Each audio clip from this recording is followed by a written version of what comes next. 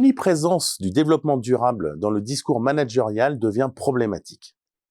En plus de vampiriser tous les discours d'entreprise, la soutenabilité irrigue même le champ académique. Un collègue nous conseillait l'autre jour d'introduire coûte que coûte le terme sustainability dans le titre de nos papiers de recherche, quel qu'en soit le thème, si nous souhaitions avoir une chance de les voir publiés dans une revue scientifique.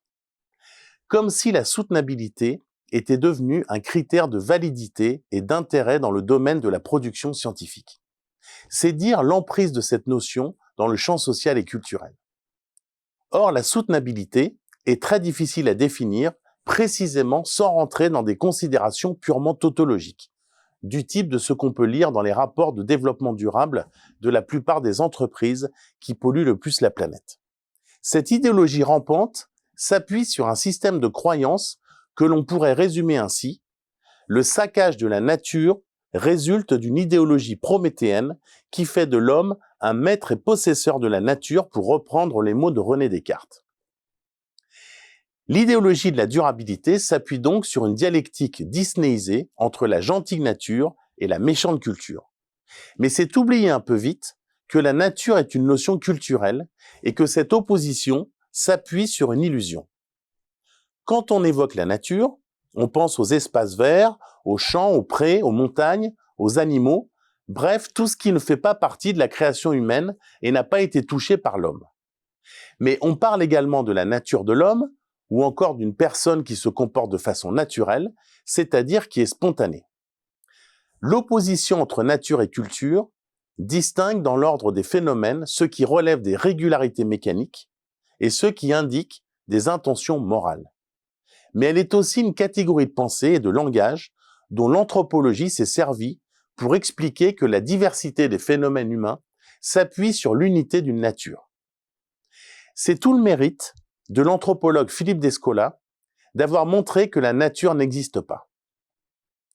Penser que d'un côté, il y a un monde naturel que les sciences dites dures seraient chargées de décrire et de comprendre, et que de l'autre, il y aurait la culture, les sociétés et la singularité supposée de l'être humain par rapport aux plantes et aux animaux, domaine des sciences humaines et sociales, n'a rien d'universel. C'est une vision ethnocentrée qui façonne toutes nos actions. Pensons par exemple à la préservation de paysages sauvages dont on pense qu'ils ne devraient pas ou plus être saccagés par l'homme. Comme le rappelle Descola, la nature n'est pas un domaine d'objets en tant que tel. C'est une construction qui permet de donner une saillance à tout ce à quoi on oppose cette notion. À ce titre, on parle volontiers de la nature de la société, de la nature de l'homme, de la nature de l'art ou encore de la nature de la religion. C'est pourquoi il est nécessaire de repenser cette opposition fictionnelle et illusoire.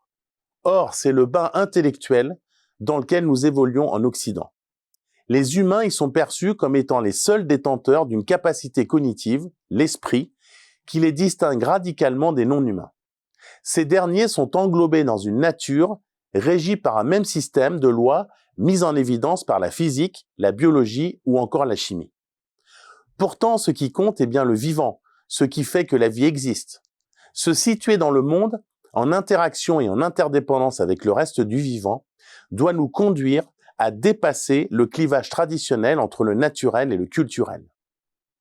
Le système naturaliste, qui sous-tend ce dualisme, nous empêche de penser différemment. Cela signifie donc que la sustainability nous oblige à remettre profondément en cause notre système naturaliste. Il en va de sa possibilité et de sa crédibilité, à moins de vouloir se complaire éternellement dans le baratin.